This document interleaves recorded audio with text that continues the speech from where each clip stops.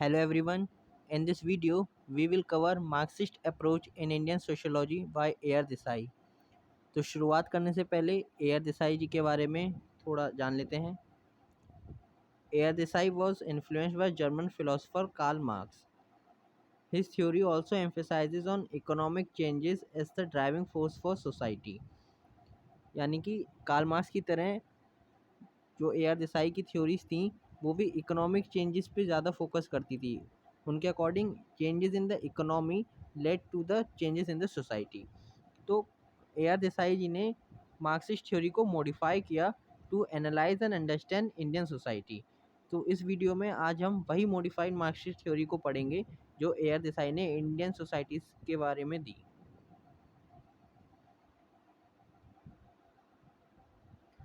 This approach gave primacy to economic factors such as nature of economy.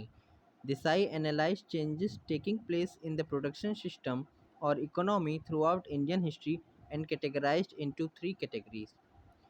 So A R Desai ने Indian society में जो changes हो रही थी उनको एनालाइज किया, बट मेजर फोकस किस पे रहा उनका? Changes in economy. और उन्होंने throughout the Indian history changes को ऑब्जर्व किया और थ्री कैटेगरीज में डिवाइड किया। First category pre British, second colonial and third after independence. So now we will study each category and will analyze the changes that has brought due to economic changes. So first, pre-British. In pre-British time, Indian society was agriculture in nature and the economy was agricultural based.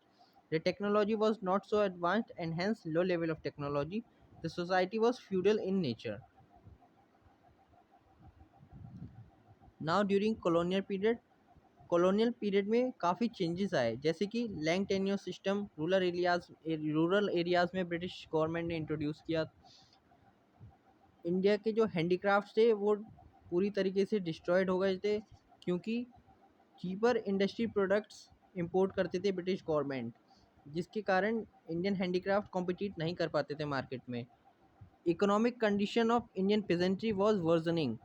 जो India के किसान थे उनकी जो हालात थे वो बद से बदतर होते जा रहे थे ब्रिटिश पीरियड में। एब्सेंटी लैंडलॉर्डिज्म स्टार्ट हुआ। So Desai concluded that colonial economic policies led to the introduction of capitalist production in India. Desai ji का मानना था कि कॉलोनियल पीरियड में जो इकोनॉमिक पॉलिसी थी उससे इंडियन सोसाइटी में काफ़ी मेजर चेंजेस आए और उन इकोनॉमिक पॉलिसीज से कैपिटलिस्ट प्रोडक्शन सिस्टम इंडिया में इस्टेब्लिश होने लगा। In his book Social Background of Indian Nationalism, Desai argued that Indian nationalism was different from Europe nationalism. तो जो ए आर देसाई जी की बुक थी social background of Indian nationalism, उन्होंने उस book में जिक्र किया है कि जो इंडिया में जो नेशनलिज्म इमर्ज हुई वो यूरोप में नेशनलिज्म इमर्ज हुई उससे डिफरेंट थी। उन्होंने उसके रीजंस बताए कि जो यूरोप में नेशनलिज्म थी वो बेस्ड ऑन होमोजेनिटी थी, मतलब कि वहाँ पे जो पीपल थे, वहाँ के सिटीजन्स थे, जहाँ के जो रेजिडेंट्स थे, उनमें कुछ ना कुछ कॉमन चीज़ें थी और उनको उस चीज़ का एहसास होता था कॉमननेस का। उसके कारण वहाँ पे नेशनलिज्म इमर्ज हुई। Due to shared culture, nationalism emerged in Europe. But this was not the case in Indian society because Indian society was not homogeneous. Rather, it was divided. कैसे डिवाइडेड थी? Caste system से divided थी। और भी other factors थे, but major सबसे बड़ा major जो माना जाता है वो कास्ट सिस्टम, कि कास्ट सिस्टम इंडिया में होमोजेनिटी नहीं लाने देता था। उसकी वजह से इंडियन सोसाइटी हेट्रोजीनस थी। और जो इंडियन नेशनलिज्म जो राइज हुई इंडिया में, उसका जो सेकंड मेन रीज़न है वो है colonial operation policies. Major reason colonial operation है, ठीक। और जो यूरोप से जो सोसाइटी डिफरेंट थी वो उस बेसिस पे थी कि इंडियन सोसाइटी होमोजीनस नहीं थी, फ्रेगमेंटेड थी। और major reason for the emergence of Indian nationalism was the colonial operation and policies. British government की कुछ ऐसी पॉलिसीज़ थी जिससे इंडिया के लिए वो हार्मफुल थी और लोगों को कहीं न कहीं उसके साइड इफ़ेक्ट दिख रहे थे, उनको नुकसान दिख रहा था। उस वजह से नेशनलिज़्म राइज़ हुई, क्योंकि उनको ब्रिटिश गवर्नमेंट में एक कॉमन एनिमी नज़र आया, ठीक। colonial rule created material conditions that were favorable for the emergence of nationalism in India. colonial rule में कुछ ऐसी material conditions बनी जिसके कारण इंडिया में नेशनलिज्म इमर्ज हुई। अब वो क्या कारण थे, क्या मटेरियल कंडीशंस हुई, आइए उसको देखते हैं। तो सबसे बड़ा कारण तो हमारे पीजेंट्स ही थे कि पीजेंट्स को कितना बर्डन हो जाता था टैक्सेस का। Different different land tenure system introduce करे गए, ज़मींदारी सिस्टम लाया गया जो कि काफ़ी बहुत ज़्यादा नुकसानदायक रहा इंडियन एग्रीकल्चर के लिए और पीजेंट्री के लिए। फिर Mahalwari system, Ryotwari system, different different land tenure system आए, लेकिन जिससे परेशान कौन हुआ? सिर्फ इंडियन फार्मर परेशान हुए। वैसे ही अगर ट्राइबल्स को देखें तो ब्रिटिश गवर्नमेंट ने फॉरेस्ट पे कब्जा करना शुरू कर दिया था। क्यों करते थे? क्योंकि इंडिया के फॉरेस्ट बहुत रिच थे रिसोर्सेज में। वो यहाँ से रॉ मटेरियल भेजा करते थे अपने कंट्री में इंडस्ट्रीज़ के लिए, जिससे कि वो वहाँ से मैन्युफैक्चर प्रोडक्ट्स फिर से डंप कर सकें इंडिया में। और इसी वजह से वो ट्राइबल्स के जो उनका अधिकार हुआ करता था फॉरेस्ट पे, उनसे वो छीना करते थे। ट्राइबल्स भी नाखुश थे। इसी तरीके से इंडस्ट्रियलिस्ट जो थे इंडिया के, वो भी नाखुश थे, क्योंकि जो उनकी ब्रिटिश की पॉलिसीज़ थी वो ब्रिटिशर्स के कैपिटलिस्ट के फेवर में थी, तो कहीं न कहीं उन्हें नुकसान होता था। So this was the reason कि ब्रिटिश रूल एक कॉमन एनिमी बना इंडियंस के लिए, जिस कारण से इंडियन नेशनलिज्म राइज़ हुई। According to Desai, Indian national movement was all-class movement. Each class, peasantry, tribals, middle class, industrialists, etc., participated in it, not due to homogeneity or some shared culture, but due to their respective interests. वही बात है कि जो different different class थी उन्होंने Indian national movement में participate किया, but वो एक शेयर्ड कल्चर के बेसिस पे नहीं करा। वो इसलिए करा क्योंकि कहीं ना कहीं उनका वेस्टेड इंटरेस्ट था। कहीं ना कहीं ब्रिटिश पॉलिसीज़ की वजह से उनका इंटरेस्ट को खतरा था, और उस इंटरेस्ट को सेव करने के लिए उन्होंने ब्रिटिशर्स के खिलाफ नेशनल मूवमेंट में पार्टिसिपेट किया। जैसे कि इंडियन बोर्जुआ, बोर्जुआ मतलब कैपिटलिस्ट होता है, तो Indian capitalist participated due to pro British capitalist policies. Similarly tribals वाले एग्जाम्पल हम ऊपर बात कर चुके हैं कि फॉरेस्ट पे एनक्रोचमेंट होता था, ठीक। तो अब तक आपने देखा कि ए आर देसाई जी ने चेंजेस बताए कि ब्रिटिश कॉलोनियल रूल में इकोनॉमिक चेंजेस की वजह से क्या क्या चेंजेस आने लग रहे थे, कैसे इंडियन नेशनलिज्म राइज हो रही थी। नाउ ए आर देसाई जो अब अपना व्यू पॉइंट बताते हैं, वो ये बताते हैं कि जो इंडिया के आफ्टर इंडिपेंडेंस और जो एक तरीके से ड्यूरिंग नेशनल मूवमेंट ऑल्सो, जो INC Indian national Congress party थी, वो कैसे डोमिनेट की जाती थी हायर कास्ट से या बुर्जुआ क्लास से, ठीक। अब देखिए, आपने कार्ल मार्क्स की थ्योरी तो पढ़ी होगी, क्योंकि ये मार्क्सिस्ट थ्योरी है। उन्होंने कार्ल मार्क्स थ्योरी को मॉडिफाई करा है इंडियन कॉन्टेक्स्ट में। तो इसमें भी मेजर चीज़ वही आएगी कि जो बोर्जुआ क्लास होगा वो डोमिनेट करेगा, वो वर्कर क्लास को एक्सप्लॉइट करेगा। सो उसी बेसिस पे होगी। तो हम धीरे धीरे देखेंगे कि कैसे अब जो ये थ्योरी है उस पर्टिकुलर डायरेक्शन में शिफ्ट होगी। अभी तक तो ये थ्योरी इकोनॉमिक पॉलिसीज़ पे चेंजेस को कंसीडर कर रही थी, वो वाला पार्ट हमने कवर करा। देखिए, कार्ल मार्क्स की जो थ्योरी है वो उसमें टू मेजर फोकस होते हैं, मतलब वो दो चीज़ पे एम्फेसाइज करती है। पहली तो हो गई इकोनॉमिक फैक्टर पे, कि इकोनॉमिक फैक्टर में चेंजेस होंगे, टेक्नोलॉजिकल चेंजेस होगा, फिर सोसाइटी में चेंजेस आएंगे। तो वो हमने कवर करा कि during colonial period British economic policies led to several changes in Indian society, वो हमने डिस्कस करा। उसी की वजह से इंडियन नेशनलिज्म राइज हुई। Now this theory will shift to the other aspect of Marxist theory, which is related to the dominance of bourgeois class and the oppression of proletariat or working class, ठीक। So now let's see it. According to this, INC party was of Indian capitalists, which served the needs of the Indian bourgeois class and was funded by them. For example, boycott of foreign products which were beneficial for Indian capitalists.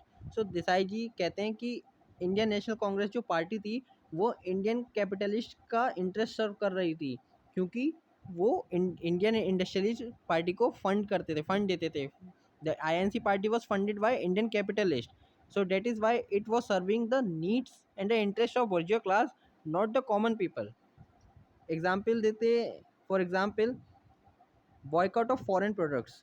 अगर हम foreign products का boycott करेंगे तो किसे फ़ायदा होगा? Who will be benefited?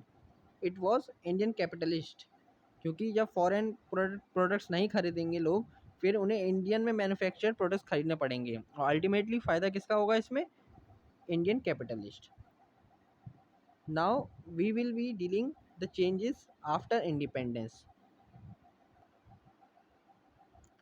According to Desai, after independence, India embarked on capitalist path of economy and notion of welfare state is myth.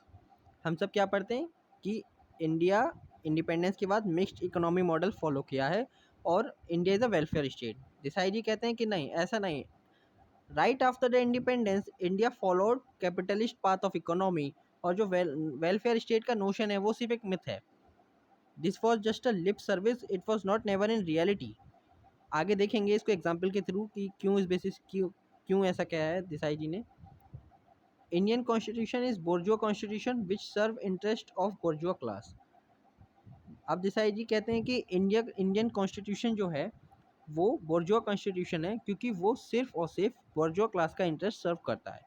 कैसे Indian capitalist का इंटरेस्ट कैसे सर्व करता है?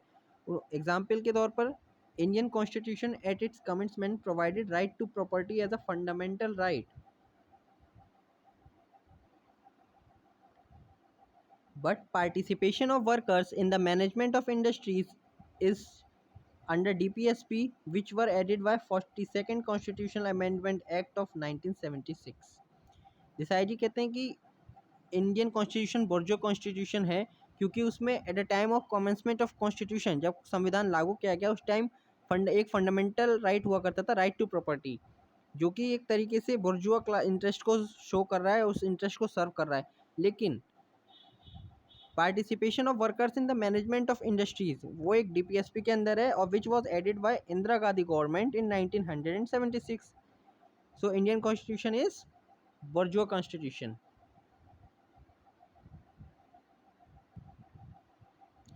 Indian state served capitalist interest by taking forest land from tribals. ये एक example के लिए हम समझ सकते हैं कि कैसे इंडियन स्टेट ने कैपिटलिस्ट को फेवर करने के लिए ट्राइबल्स को उनके फॉरेस्ट लैंड से हटाया और वो लैंड उन्होंने कैपिटलिस्ट को दिया जिससे कि वो अपनी इंडस्ट्रीज़ वगैरह स्टार्ट कर सकें। ठीक, ऊपर हमने एक बात पढ़ी थी कि देसाई जी ने कहा था कि जो नोशन ऑफ वेलफेयर स्टेट है इंडिया में वो सिर्फ मिथ है, वो रियलिटी में नहीं है। उसके लिए ये प्रूफ देते हैं वो कि इंडिया में अभी भी पॉवर्टी बहुत हाई लेवल पर है, हंगर अभी भी है भारत में, अनएम्प्लॉयमेंट और लैंडलेसनेस भी एग्जिस्ट करती है, but still India is a welfare state. So how can be this possible despite having welfare state? Why we have such type of problems, poverty, hunger, unemployment and landlessness?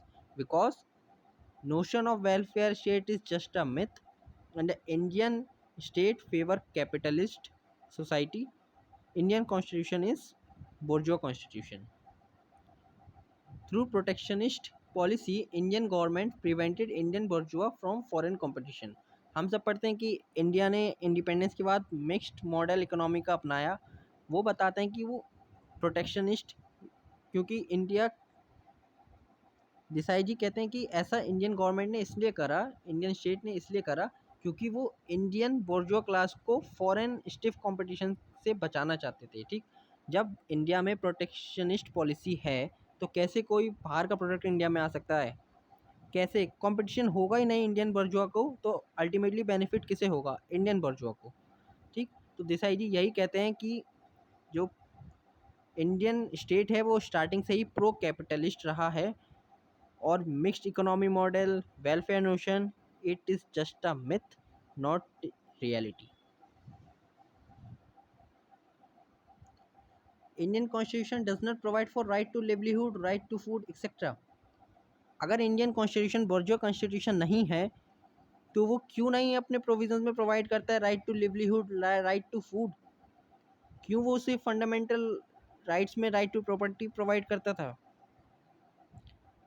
सो ये कुछ examples है जो देसाई जी देते हैं। So now we will be studying significance of Marxist perspective of Indian society. Different approach from structural functionalism and Indology। Marxist perspective is very different from structural functionalism and Indology। Structural functionalism में हमें क्या पढ़ते थे कि वो एक field study पे focus करता था, विलेज में जाके विलेजर्स के साथ रहना, उनको ऑब्जर्व करना और फिर सोसाइटी को ग्राउंड लेवल एक पिक्चर डिराइव करना ग्राउंड लेवल बेसिस पे। और इंडोलॉजी में जो कि GS घुरे जी ने दी थी, उसके बेसिस पे क्या करते थे, हम स्क्रिप्चर्स रीडिंग करते थे, Vedas, Puranas, epics, different text पढ़ा करते थे जिससे कि हमें इंडियन सोसाइटी एक इमेज मिल सके। ठीक, but this perspective is totally different from that. it why it is different? Because it emphasizes on economic factors which derive the changes, particularly the economic policies of British government that led to the changes in Indian society, and the notion of Indian state, which according to this theory is pro capitalist. This perspective highlights conflicts, oppression and inequalities. ठीक है, अब तक हमने जो भी जो दो approach पढ़ी पहले, उसमें ऐसा कुछ नहीं था। काफ़ी हम एक में बुक व्यू कर रहे थे, एक में फील्ड स्टडी कर रहे थे। उसमें हम कभी कॉन्फ्लिक्ट, ऑपरेशन, इनइक्वालिटीज उस चीज़ को कंसीडर नहीं कर रहे थे, और कर भी रहे थे तो वो फील्ड लेवल पे ठीक है कि इनइक्वालिटी है, दलित के साथ इनइक्वालिटीज़ हो रही हैं, एक बहुत ही माइक्रो लेवल पे कर रहे थे, ज़्यादा एम्फेसिस नहीं था। But this theory emphasises on conflicts, operation and inequalities. So from this point of view it is also very different, emphasizes on changes in the society due to economic factors, ऊपर हमने पढ़ ही लिया है, focuses on class rather than caste. See, this is the uniqueness of Marxist theory, that it emphasizes on class, but in Indian society we give more importance to caste. Why? Because not only sociologists give importance to caste, because Indian society, Indian people themselves give very importance to their caste. That is why we have to study Indian society by considering caste.